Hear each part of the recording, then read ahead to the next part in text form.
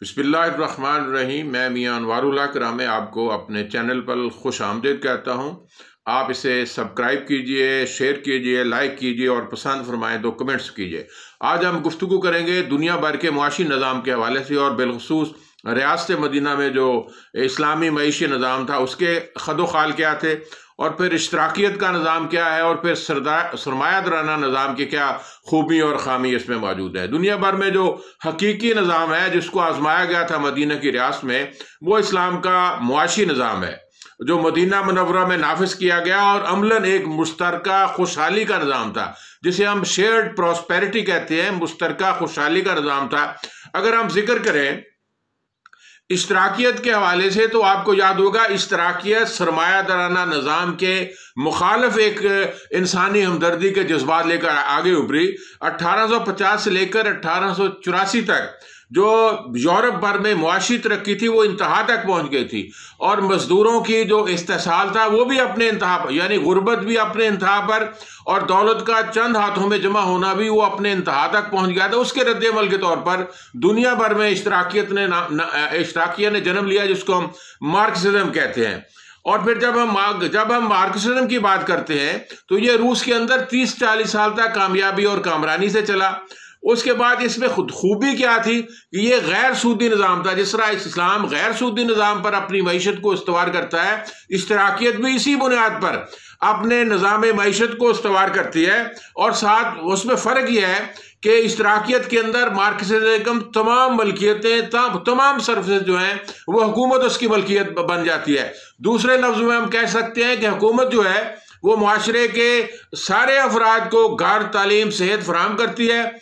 उनकी वो इब्तदा में तो वो कहते थे कि सलाहियतों के मुताबिक काम लेते हैं हम और ज़रूरतों के मुताबिक लोगों को खिदमत सर अंजाम देते हैं, लेकिन ये चूँकि जाबराना, जालिमाना, इंसानी आज़ादी के ख़िलाफ़ ये निज़ाम था और ज़्यादा देर इसलिए नहीं चल सका कि इस निज़ाम के अंदर जज्बा, काम करने का जज्बा कम पड़ गया, इखलास भी कम हो गया, और उसके नतीजे में इश्तराकियत 70 साल के बाद ज़मीन बोस हो गई। हम ये समझते हैं कि मार्क्सिज्म का फ़लसफ़ा आज भी जिंदा है, फ़लसफ़ा जिंदा है, लेकिन अमल करने वाले कमज़ोर हो गए, नातमा हो गए। वो भी सरमायादारी निज़ाम ने उनको हज़म कर लिया। और जब हम ये बात करते हैं कि ये जो निज़ाम है सरमायादाराना निज़ाम जो है, आदम स्मिथ ने 1876 में ये बात कही थी कि ये जो सरमायादाराना निज़ाम है इसकी दो खराबी हैं। पहली खराबी है कि ये लालची और हरीस लोग इस पर काम करते हैं, और दूसरी बात है कि मुआशरे का जो सुस्त और काहिल तबकात है वो इस निज़ाम के अंदर अपना हिस्सा वसूल नहीं कर सकते। और फिर अमेरिका के अंदर ये हुआ कि ये निज़ाम क्या है, डिसइन्वेस्टमेंट का निज़ाम है, प्राइवेटाइजेशन का निज़ाम है, और फिर उसके बाद डीरेगुलेशन का निज़ाम, यानी हुकूमत अपनी तमाम जिम्मेदारियों से ओहदा बरा नहीं हो सकती, वो बड़े बड़े जागीरदारों, सरमायादारों, मल्टीनेशनल कंपनियों के सुपुर्द कर देती है जो इंसानों का इत्तेसाल करते हैं। इस पर 2016 के अंदर अमेरिका के अंदर ये बात तय हुई थी कि rewriting rules of the American economy, यानी अमेरिकी मुआशरे के अंदर भी नए असूल और ज़वाबित मुआशी तकसीम की बुनियाद, यानी शेयर्ड प्रॉस्पेरिटी के लिए इज्तिमाई खुशहाली का जो निज़ाम है, गुर्बत में इजाफा होता है, उम्र ज़्यादा हो जाती है। और इस पर एक और अजाब मुसल्लत हुआ है कि जो IT का टेक्नोक्रेट शोबा है उसने दुनिया भर के सरमाए को एक जगह इकट्ठा कर लिया है। यानी आप दरमियान में जो मिडिल मैन जिसको हम कहते हैं, आड़ती कहते हैं या हम फैसिलिटेटर कहते हैं, उन्होंने दुनिया की सारी दौलत को एक जगह जमा कर लिया। अगर उसका सरमायादाराना निज़ाम हल नहीं करता तो फिर दुनिया 1% जो एक फिलॉसफी है दुनिया के अंदर कि 99% गरीब लोग हैं, 1% अमीर लोग हैं, अब ये रेशो और भी कम हो गई है। यानी अब 1000 में से अगर एक आदमी अमीर बनता है तो फिर 999 आदमी मुफलस और कल्लाश हो जाते हैं मगरबी मुआशरों में, मशरकी मुआशरे में। तो इसके हवाले से जो मनी इज राइट, यानी दुनिया जो है वो सियासत भी मुआशरत के ताबे हो गई है। सरमायादाराना निज़ाम की अखलाकियात और हुस्न सलूक और सारे मामलात पसे पुश डाल दिए गए हैं, और मईशत भी हमारी सारी सियासत में काबिज हो गई है। यानी अब सियासी निज़ाम भी वो तश्कील होता है मगरब के अंदर जिसकी पुश्त पर सरमायादार होता है। और जब हम बात करते हैं इस्लामी निज़ाम की तो इस्लामी निज़ाम की खूबी है कि ये गैर सूदी निज़ाम है, और अगर कोई इस निज़ाम गैर सूदी निज़ाम हो तो उसमें मईशत में अफरात ज़र का इजाफा नहीं होता। यानी आप सादा सी बात है, अगर 1 करोड़ रुपया वो कर्ज लेता है उस पर 15% सूद अदा करता है तो पहले तो वो सरमायादार अपने सूद की रकम को अपने वो जो अखराजात है उसमें शामिल करेगा। यानी इस तरह की चीज़ों की कीमतें बढ़ती हैं, अफरात ज़र बढ़ता है, गुर्बत के अंदर इजाफा होता है। और फिर इसके पुष्ट पर जो हम सरमायादाराना निज़ाम है या इशराकियत का निज़ाम है, इसकी पुष्ट पर कोई अखलाकी निज़ाम, कोई इलाहियात, कोई अल्लाह रसूल का नाम जिक्र नहीं होता, कोई खौफ खुदा नहीं होता, रसूल से मोहब्बत नहीं होती। ये एक जालिमाना मुआशी निज़ाम होता है, चाहे वो सरमायादाराना निज़ाम हो, चाहे वो इशराकियत पर मबनी निज़ाम हो। तो ये जो इस्लामी मईशत है, इसकी बुनियाद है ज़कात और उशर की बुनियाद पर बुनियाद रखी गई है। यानी वो साहिब वसाइल लोग अपने माल में कुछ हिस्सा गरीबों के लिए मुख्तस करेंगे, और फिर से जो इस्लामी निज़ाम है इसमें अल्लाह का खौफ भी इंसानों को दिल में पड़ता है। और ये बात भी जब असहाब रसूल सल्लल्लाहु अलैहि वसल्लम ने जब ज़कात उशर अदा कर दी तो हुजूर नबी अकबर की मजलिस में हाजिर होते हैं और बयान पूछते हैं कि या नबी अकरम ताजदार मदीना, हम क्या खर्च करें? तो नबी अकरम को इस सवाल का जवाब देने के लिए रब कायनात ने आयत नाजिल की 219 अल बकरा के अंदर। वो आयत क्या? यसअलूना माज़ा यनफ़िकून, हम क्या खर्च करें? तो नबी अकरम ने कहा अल्लाह के हुक्म के मुताबिक कुल अफ, जो आपकी ज़रूरियात से ज़ायद हो। यानी वो बुनियादी नुक्ता है हमारे माशरे के अंदर।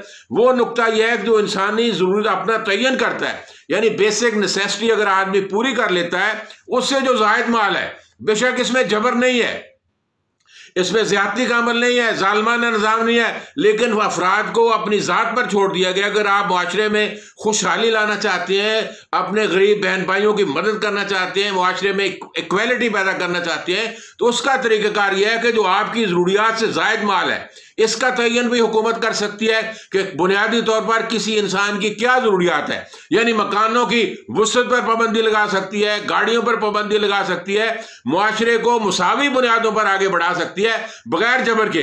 यानी इंसान आज़ादी में रहते हुए कमाई भी करता है और कमाई में यह समझता है कि अल्लाह ने मुझ पर फ़र्ज किया है मुआशरे के अंदर ज़कात देना, उशर देना, अपनी ज़रूरियात से ज़ायद माल गरीबों में बांटना, यानी उनके इज़्ज़त नफ्स को भी बरकरार रखना, यह हुकूमत की जिम्मेदारी है। और फिर इस्लामी मुआशी निज़ाम में हुकूमत मजबूत और मुस्तहकम होती है कि वो सारे वसाइल रिज़्क़ जो ज़कात उशर की सूरत में या ज़ायदा ज़रूरत लोगों की उसकी हैसियत हैं, वो गरीबों में तकसीम करती है। मुआशरा एक होमोजेनियस मुआशरा बनता है, उसकी इक्वालिटी है, उसके मुसावात आती है। और फिर इसी मुआशरे को आगे लड़ हम ये बात कहते हैं कि जो हुजूर नबी अकरम ने मदीना मुनव्वरा में जिसको नाफिज किया, आज इमरान खान साहब उस मदीना रियासत का जिक्र करते हैं, लेकिन उनके लिए ये जरूरी है कि इस्लामी माइशी निज़ाम नाफिज करने के लिए कोई फोरम बना लें जिस पर इस पर लोगों के अंदर तरगीब डालें ज़कात उशर की, और इस पर हर देहात के अंदर एक इकाई बना दें, एक यूनिट बना दें जो इज्तिमाई तौर पर ज़कात उशर को इकट्ठा करे, लोगों की ज़रूरियात का एहसास करे। तो मैं ये समझता हूँ ये वो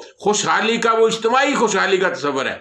ये नहीं वो मुआशरे कभी कामयाब नहीं होते जिन मुआशरों के अंदर बलाई सतह पर मालो दौलत जमा हो और निचले सतह पर गुर्बत हो, अफलास हो, निकबत हो, अतबार हो, इंसानों की बुनियादी ज़रूरियात ना पूरी होती हों। तो इस्लाम की अजमत यह है कि इस्लाम ने इस निज़ाम को अखलाकी बुनियादों पर इस्तेमाल किया।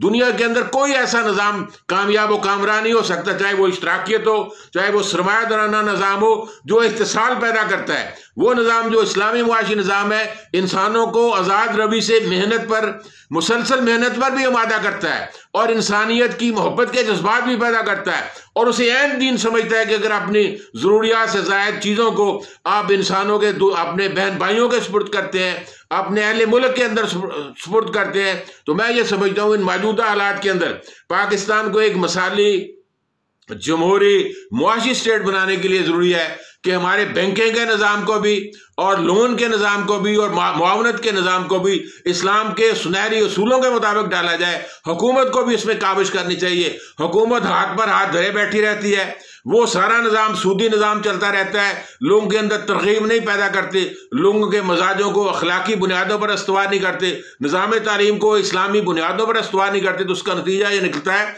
कि मुआशरे के अंदर इत्तिसाल जन्म लेता है, और इस्लाम सबसे पहले इत्तिसाल की जड़ काटता है। लोगों के अंदर, दिलों के अंदर जो हुब्बे माल है उसको ख़त्म करता है, इंसानियत की खिदमत पर आमादा करता है। मैं ये समझता हूँ हमारे लिए पाकिस्तान के अंदर ये अच्छे मौके हैं कि हम सरमायादाराना निज़ाम से निजात हासिल करें, इश्तराकियत की जो खूबसूरती बयान की है उससे निजात हासिल करें, और पाकिस्तान को अपनी मईशत को, अपने कल्चर को, सकाफत को, तमद्दन को, तहजीब को, रहन सहन को सादगी के ज़िंदगी से अख्तियार करें, अपनी ज़रूरियात को कम करें और अपने भाइयों और साथियों की ज़रूरियात का ख्याल रखें। तभी मुआशरे के अंदर मुसावात मोहम्मदी जन्म ले सकती है, और इसके अंदर इसकी पुष्ट पर नेक नियति होगी तो सारे नताइज मुरत्तब होंगे। वाखुदाना वल्हम्दुलिल्लाहि रब्बिल आलमीन।